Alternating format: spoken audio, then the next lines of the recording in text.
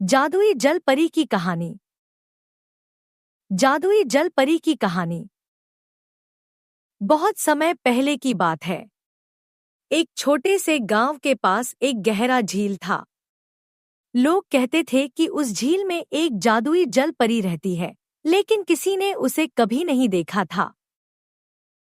गांव में एक प्यारी सी लड़की रहती थी, जिसका नाम माया था।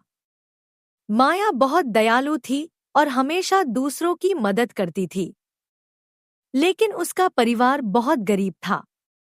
एक दिन उसकी माँ बीमार पड़ गई और उनके पास दवा खरीदने के लिए पैसे नहीं थे। माया ने सोचा, अगर मैं झील की जल परी से मदद मांगूं, तो शायद वह मेरी माँ को ठीक करने में मदद करेगी। एक रात माया झील के किनारे पहुंची। चांदनी झील के पानी पर चमक रही थी। माया ने झील में झुककर कहा, हे जादुई जल परी, मेरी माँ बीमार है, कृपया मेरी मदद करो। अचानक झील के पानी में हलचल हुई और एक सुंदर नीली चमकती हुई जल परी प्रकट हुई।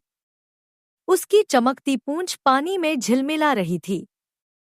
जल परी ने माया से कहा, तुम्हारा दिल बहुत प्यारा है, मैं तुम्हारी मदद करूंगी, लेकिन पहले तुम्हें मेरी एक परीक्षा पास करनी होगी। जल परी ने माया को 3 मोती दिए और कहा, ये मोती जंगल में 3 जरूरतमंदों को देना। अगर तुमने सच्चे दिल से मदद की, तो तुम्हारी माँ ठीक हो जाएगी। माया ने बिना देर किए मोती लिए और जंगल की ओर चल पड़ी। पहला मोती, रास्ते में उसे एक घायल हिरण मिला। माया ने पहला मोती उसके घाव पर रखा और जादू से उसका घाव भर गया।